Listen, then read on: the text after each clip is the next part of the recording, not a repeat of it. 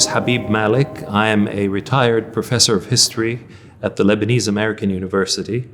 Right now I work on my own with the Philos project, and I cooperate with other groups, including IDC.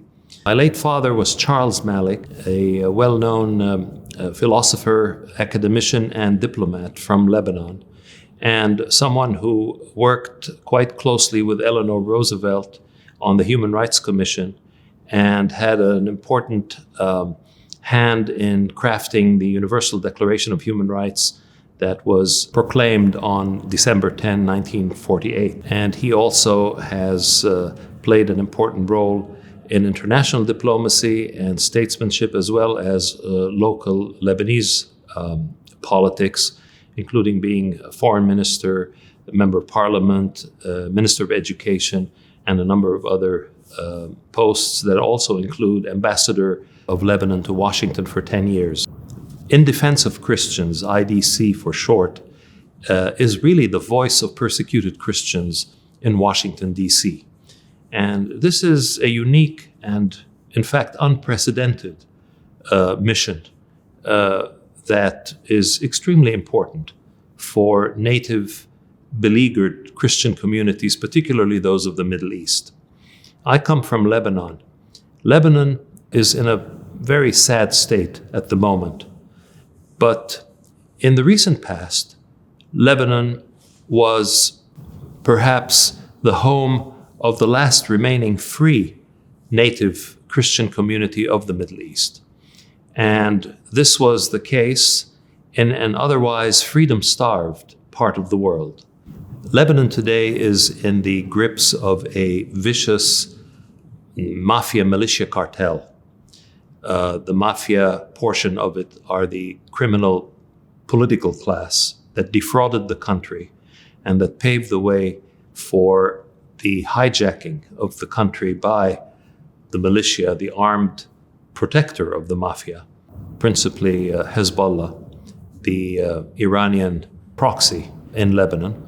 And Lebanon is today held hostage to an alien agenda that is doing everything in its power to sever Lebanon from its traditional identity roots, both Arab and Western. In the good times, Lebanon was the breeding ground for peaceful coexistence of heterogeneous groups, a kind of flourishing pluralism that is also a precious commodity in the Middle East. And that's why freedom becomes extremely important and a prerequisite for the restoration of that form of pluralism that Lebanon represented. Some say Lebanon had foundational structural flaws from the very beginning, from 1920, when it was cobbled together into what came to be known as Greater Lebanon. And that could be true as an argument. But be that as it may, Lebanon's recent past showed a flourishing of freedoms and of pluralism that, even though they might be in eclipse today, at least there is a historical record that gives hope for a possible future revival of this very unique feature that Lebanon and its free Christians bring to the picture in the Middle East. Free Christians make all the difference because freedom opens a window of ideas to the rest of the world.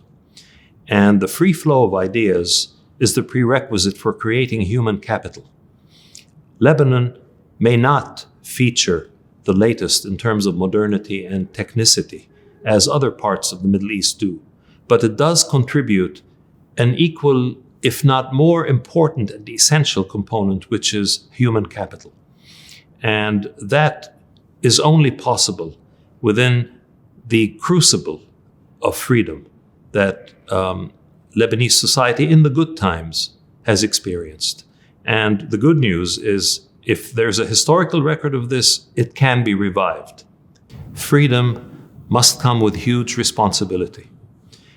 And unfortunately, the Lebanese, and this includes the Christians, and certainly on the level of leadership, often misunderstood freedom as being an avenue towards chaos and anarchy and even lawlessness, ending up in corruption. This is certainly the case for the political class, but the political class didn't emerge in a vacuum.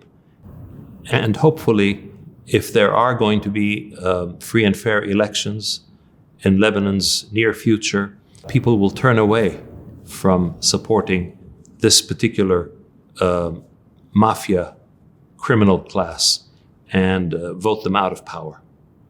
Sadly, Lebanon has fallen prey many times to regional conflicts, whether it's Sunni Shiite, whether it's Arab-Israeli, whether it's terrorism versus different societal components or states.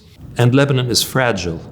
Therefore, it has borne the brunt very often of such conflicts. Still, all Christians native to the Middle East are worth saving and preserving. But the saving and preserving of free Christians will ensure the survival of a healthy pluralism. And without that healthy pluralism, we end up with a monochromatic, sterile, gloomy Middle East that becomes the breeding ground for extremism and intolerance.